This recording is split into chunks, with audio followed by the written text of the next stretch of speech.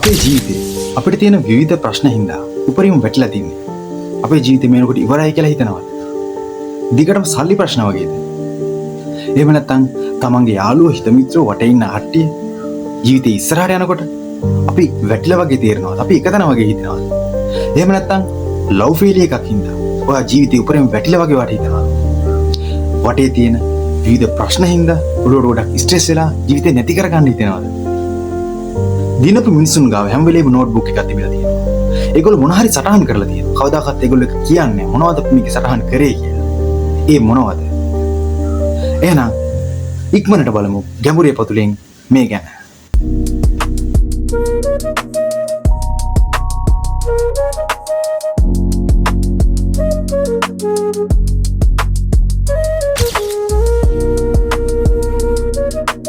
ඇත්තටම අපිට අපේ ලයිෆ් එක ගත්තාම අපිට හිතෙනවා වෙලාවල් වලට අපේ ජීවිතේ තියෙන හැම දෙයක්ම දැන් වැරදිලා කියලා.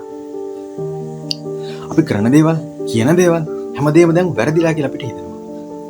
අපේ වටේ ඉන්න යාළුවෝ, හිත මිත්‍රයෝ, එකට සෙල්ලම් කරපු කට්ටිය, එකට ඉගෙන ගත්ත කට්ටිය තමන්ගේ ලයිෆ් එකේ ඉදිරියට යනකොට අපිට හිතෙනවා අපි එක තැනමයි ඉන්නේ කියලා. අපි කවදාද ගොඩ යන්නේ? එතකොට ඊළඟට මොකද්ද කරන්නේ? මට මොනවා වෙයිද? මම ඉවරයි. මේ වගේ දේවල් අපේ හිතට හිතෙනවා. අන්න ඒ වෙලාවට අපේ හිත අපෙන් අහන ප්‍රශ්නයක් තියෙනවා. මොකක්ද ඒ ප්‍රශ්නය? ඇයි මටම මෙහෙම වෙන්නේ? ඇත්තටම ඇයි මට මෙහෙම වෙන්නේ? ඒකද ප්‍රශ්නේ අපිට තියෙන්නේ. නෑ. ඇත්තටම ප්‍රශ්නේ එක නෙමෙයි. ප්‍රශ්නේ තමයි අපේ ප්‍රශ්නේ දිහා බලන විදිය. බැලුමට මම කලින් කියපු ප්‍රශ්නත් එක්ක සාපේක්ෂව බලනකොට එකම එක ප්‍රශ්නයක් හැරුණකොට අනිත් සියලු ප්‍රශ්න බොහෝ දුරට මුදල් මත තීරණය වෙනවා. මොකක්ද මේ ප්‍රශ්නේ? ලව් ෆේලියර් එක චූටි වෙලාවක් ගන්න. ඒ වෙලාව ඇතුළත අන්නේ කියන කෙනත් ඉන්නේ මේ අයගේම කැටගරි එක කියන එක මම ඔප්පු කරලා පෙන්නනවා. යම් කෙනෙක් ඔයාගෙන් ඈත් වෙලා ඉන්නවනම් ඒ කෙනා ඔයාගෙන් ඈත් වෙන්න හේතුව ප්‍රධාන කාරණා දෙකක් තියෙනවා. කෙනෙක් ඔයාගෙන් ඈත් වෙන්න හේතුව එයා ඔයාට වඩා හොඳ කෙනෙක් තෝරාගෙන තියෙනවා හෝ මේ ලෝකේ ඔයාට වඩා හොඳ අය ඉන්න නිසා. ඔයාගෙන් පස්සෙත් කවදා හෝ හරි මේ වෙනකොට හරි කෙනෙක්ව තෝරගෙන ඉන්නවා. මතක තබා ගන්න. ඒ කෙනා මේ ලෝකේ ඉන්න හොඳම කෙනා නෙමෙයි. ඒ කෙනාටත් වැඩිය හොඳ අය මේ ලෝකේ ඉන්නවා. මං ඔයාගෙන් මේ වගේ ප්‍රශ්නයක් අහුවොත් එහෙම හරි ඔයා කාට හරි ආදරය කරනවා. අවසානයේ මේ සම්බන්ධතාවයේ අවසානයේ ඔයා බලාපොරොත්තු වෙන්නේ මොකද්ද? කොහොම හරි අවසානයේ තෙක් මේ ප්‍රශ්නේ ගියොත් එහෙම ඔයා අවසානයේදී කියයි සතුටින් ඉන්න එක. ඒ කියන්නේ ඔයාත් සතුටින් එයාත් සතුටින්. ඔයා සතුටින් ඉන්න එක පැත්තකින් තියමුකෝ. ඒ කියන්නේ ඔයා කැමති එයා සතුටින් ඉන්නවට. රයිට්. ඒක සංකල්පේ ඉස්සරහට ගන්න. එයා තීරණය කරලා තියෙනවා යම් මොහොතකදී එයාගේ සතුට තියෙන්නේ ඔයා ගාව නෙමෙයි කියලා. එහෙනම් එයා එයාගේ සතුට හොයාගෙන ලියට ගිහිල්ලා තියෙනවා. එයාගේ සතුට ඔයා ගාව නොතිබිලා තියෙන වෙලාවක එයා ඔයාගෙන් ඈත් වෙලා තියෙනවා නම් එයා දැන් ඉන්නේ සතුටින්. එහෙනම් ඇයි ඔබ දුකින් ඉන්නේ?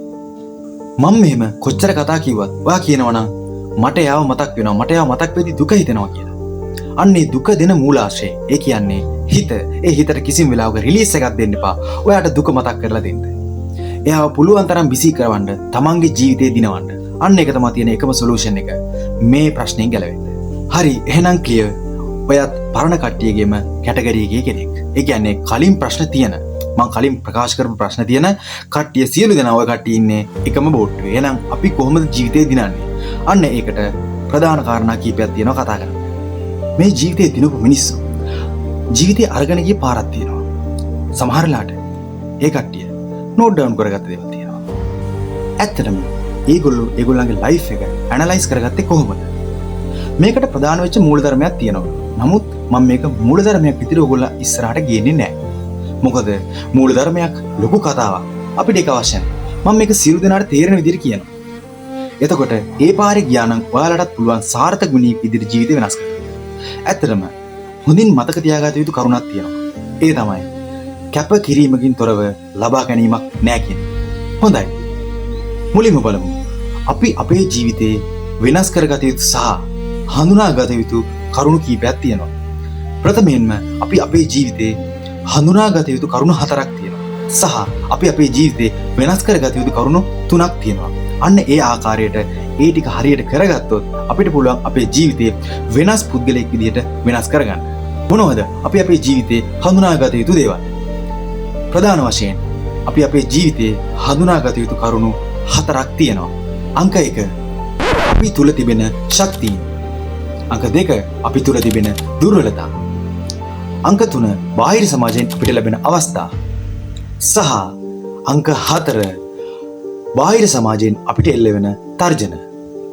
මේකත් ප්‍රධාන වශයෙන් කොටස් දෙකකට වෙන් කරලා හඳුනා ගන්න පුළුවන්. ඒ තමයි තමා තුල සහ බාහිර.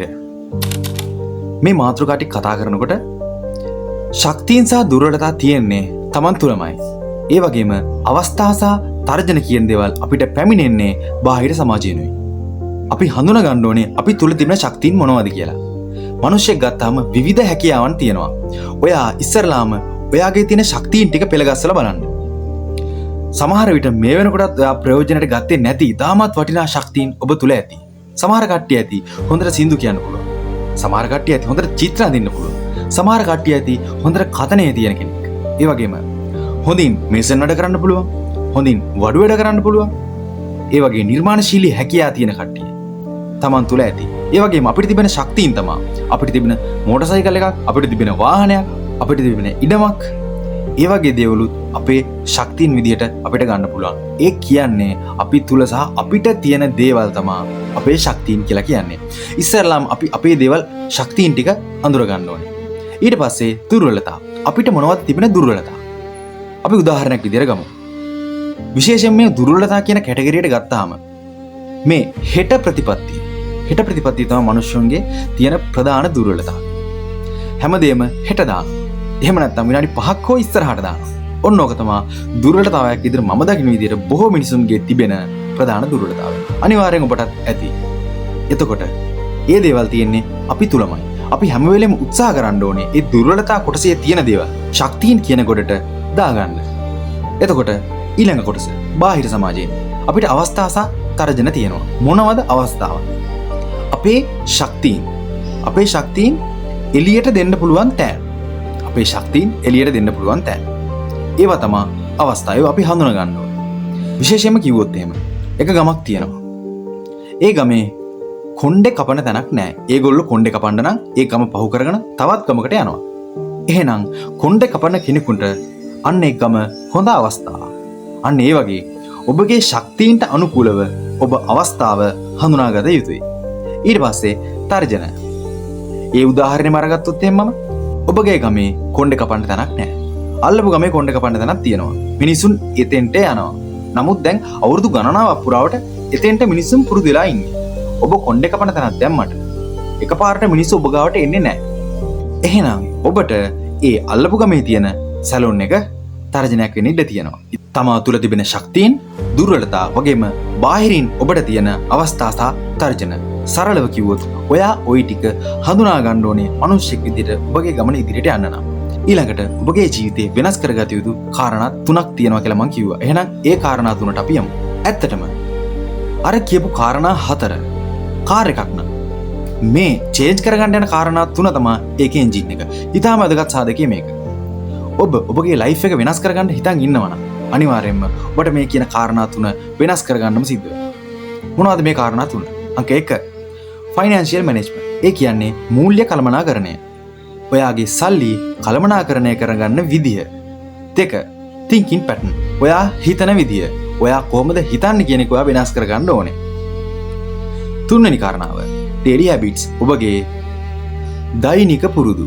ඔබගේ දෛනික පුරුදු අනිවාර්යයෙන්ම ඔයා වෙනස් කරගන්න ඕනේ. ඔයාගේ ජීවිතේ ඔයා ඔය තියෙන තත්ත්වෙන් වෙනස් තැනකට ගෙනියන්න ඕන. මේ කරුණු කාරණා සියල්ල කතා කරන්න කලින් එක දෙයක් ඔබ හොඳින් මතක තියාගන්න ඕනේ. ඒ තමයි ධනය, බලය, සැප, සතුට, සුව පහසු වෙනුවෙන් තරඟකාරීව දුවන මේ ලෝකේ කවදාක්වත් ඔයා වෙනුවෙන් නවතින්නේ නැහැ. ඔයාට සිද්ධ වෙනවා තනියෙන් නැගිටලා තනියෙන් දුවන්න. මේක තමයි මේ ලෝකේ හැටි. ඒක තමයි යථාර්ථය. Financial management. එහෙම නැත්නම් ඔයාගේ සල්ලි කළමනාකරණය කරගන්නේ කොහොමද? අංක 1. ඔයා ඉස්සරලාම තේරුම් ගන්න ඕනේ ඇඟිල්ලේ තරමට ඉදිමෙන්න. අපි රටට ලෝකෙට පේන්න ලොකුවට ඇඳගෙන ලොකුවට පුම්බගෙන හිටියට අපේ ඇතුළාන්තය හරියට නැත්නම් ඒක අපි දන්නවා. අපේ හදවත දන්නවා. අපේ ඇතුළාන්තය හරියට නැත්නම් අපි හදවතට එකඟව අපේ තත්වයට අනුව ඉන්න හැඩගැහෙන්න ඕනේ. මේක තමයි ප්‍රධාන කාරණා. ඊට පස්සේ ඔයා හරියටම අවුරුද්දක් අරගෙන ප්‍රිය සංഭാෂණ, මංගල උත්සව, එතකොට පින්කම්, ඒ වගේ ඔයාට වියදම් කරන්න වෙන සියලු දේවල් අවුරුද්දකට කරන්න එපා. සම්පූර්ණ දේවල් නවත්තලා දාන්න. ඔයා ඒ අයගෙන් අතුරුදහන් වෙන්න. ඔයාගේ සතියක වියදම් ලිස්ට් එකක් ගන්න. ඊළඟ සතිය ආරම්භ කරන්න කලින් ඔයා ඒ සතියක වියදම් ලිස්ට් එකේ ඔයාගේ අනවශ්‍ය වියදම් ටික කපා හරින්න. ඒ ටික ඊළඟ සතිය නොකරින්න. මේ විදිහට ඔයා මාසයක් කරන්න. මාසයක් කරනකොට ඔයාගේ අනවශ්‍ය වියදම් සියල්ල ෆිල්ටර් කරලා ඉවර කරලා තිය යුතුයි. ඊළඟ කාරණා. ඔක පොඩි ගාණක් නේ. ඔන්න ඔය සංකල්පය ඔළුවෙන් අයින් කරන්න. ඔක පොඩි ගාණන්නේ කියලා ඔයා හිතලා බලන්න ඔය පොඩි ගාණ දීලා ඔයා කීයක් දේවල් මාසෙකට ගන්නවා ඇතිද කියලා. සමහරට පොඩි ගණන් දීලා ලොකු ගාණක් ඔයා මාසෙකට වියදම් කරනවා ඇති. ඔය පොඩි ගාණන්නේ කියලා ගන්න සියලු දේවල් ගන්න එක නවත්තන්න. අත්‍යවශ්‍ය දේවල් පමණක් මුදලින් මිලදී ගැනීමට පමණක් ඔයා හිතා ගන්න. ඊට පස්සේ පළමු මාස දෙක ඔයාගේ වියදම් පාලනය කරනවා. එතකොට ඔයාගේ ලයිෆ් එක ඉදිරියට අරගෙන යනවා. පළවෙනි මාස දෙක ඉතුරු කරන්න හිතන්න එපා. පළවෙනි මාස දෙකෙන් පස්සේ ඔයාට හැකි විදියකට ඔයා ඉතුරු කරන්න පටන් ගන්න. සල්ලි කළමනාකරණය කරන අවස්ථාවේ අවසන් කතන්දරේ. ජීවිතයට පොලියට නම් ගන්න එපා. ඒක නවත්ත. ඊට පස්සේ ඔයා හිතන විදිය. විශේෂයෙන්ම මේ හෙට සංකල්පය ලයිෆ් එකෙන් අයින් කරලා අතු ගාලා දාගන්න. ඔයා දෙයක් කරන්න යනකොට ඔයාගේ මොළය දැන් එක කරන්න ඕනි කියලා කිව්වට අර අති සංවේදී හදවත කියනවා තා චුට්ටක් වෙලා ඉඳලා කරමු. ජීවිතේට තමන්ගේ ලයිෆ් එක හදවත පාලනය කරන්න ඉඩ දෙන්න එපා. ඒක මොළයට පාලනය කරන්න ඉඩ දෙන්න. අවශ්‍ය දේ අවශ්‍ය වෙලාවට කරන්න. මේකට වයස මදි. අපි හිතමු ඔයා විදේශගත වෙන්න යන්නේ කියලා. විදේශගත වෙන්න ඕන නම් ඔයා මොකක් හරි කෝස් එකක් කරන්න ඕනේ. ඔයා හිතනවා දැන් මගේ වයස මදි මේ කෝස් එක කරන්න. මේ කෝස් එක කරලා ඉවර වෙලා මම රට යන්න යනකොට මම රට ගිහිල්ලා හම්බ කරනකොට ලොකු කාලයක් ගත වෙනවා. ඔයා ඔය හිතන සංකල්පය සාපේක්ෂයි. ඔයා හිතන්නේ හැම වෙලේම ඔයාගේ වයස් කාණ්ඩය, ඔයා ආශ්‍රය කරපු වයස් කාණ්ඩය තුල සාර්ථක වෙලා ඉන්න කට්ටියගේ ජීවිතවලට සාපේක්ෂවයි. කරුණාකරලා ඒක නවත්තන්න.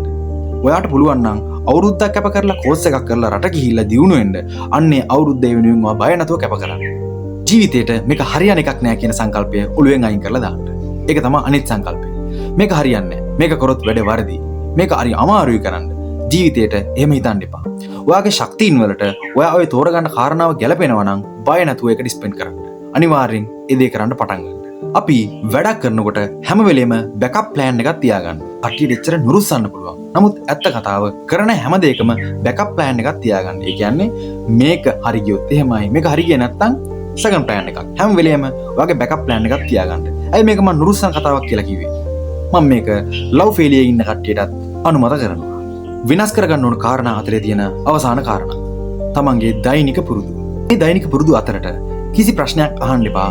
පාන්දරම නැගිටින්න පුරුදු වෙන්න. දෛනික පුරුදුන් අතරට හැමදාම එක් කරගන්න. තමන්ගේ තියෙන දුර්වලතාවයක් ශක්තියක් කරගන්න තියෙන එක පියවරක් හෝ තියන්න. අනිවාර්යයෙන්ම මේ දෛනික පුරුදු ඇතුළට ඇතුළත් කරගන්න. ඒ කියන්නේ ඔයාගේ තියෙන දුර්වලතාවයක් ශක්තියක් බවට පෙරලන්න පුළුවන් මොකක් හෝ පියවරක් ගන්න හැමදාම මේ දෛනික පුරුදු ඇතුළට තියාගන්න. ඉතින් මෙන්න මේ කියන කාරණාව හරියට කරොත් එහෙම ඔයාට පුළුවන් ජීවිතේ දිනපු මිනිසෙක් විදියට වෙනස් වෙන්න. ප්‍රධානම මේ කියන කාරණා හරියට ක්‍රියාත්මක කරනවා නම් ඔයාට ඔයාගේ හිතවතුන්, මිත්‍රයින්, නෑදෑයෝ ඈත් වෙනවා වගේ ගතියක් දැනෙන්න ඉඩ තියෙනවා. ඔව්. ඔයා එක අවුරුද්දකට සම්පූර්ණයෙන්ම වාෂ්ප වෙනවා. මතකද මං කලින් කිව්වා කවදාක්වත් තරඟට දුවන මේ ලෝකේ අපි වෙනුවෙන් නවතින්නේ නැහැ. අපි තමයි තනියෙන් නැගිටලා දුවන්න ඕන. මේ channel එකෙන් මම කතා කරන්න බලාපොරොත්තු වෙන්නේ ගැඹුරේ පතුලටම කිමිදිලා අපේ දැනුම උපනංවා ගැනීම උනත් ඒ දේවල් උපනංවා ගන්න අපේ මනස නිදහස් වෙන්න ඕනේ. අපි නිදහස් මිනිස්සෙක් වෙන තරමට අපේ දැනුම හරි ඉක්මනට අපේ මුලියට වදිනවා. ඉතින් අන්න ඒ සංකල්පය හින්දාමයි මම මේ වීඩියෝ එක ඉස්සරලාම දාන්න හිතාගත්තේ. ඉතින් එහෙනම් අද දවස ගෙවලා ඉවර නම් ගෙවන්න තියෙන හෙට දවස සහ මේ දවස පටන් ගන්න නම් ඔයා යන්නේ මේ වීඩියෝ එක බලන ගමන් මේ ගෙවන්න යන දවස අති සාර්ථක වෙන්න කියලා මම ඔයගොල්ලන්ට ප්‍රාර්ථනා කරනවා. ඉතින් එහෙනම් හම්බෙමු ඉදිරියටත්.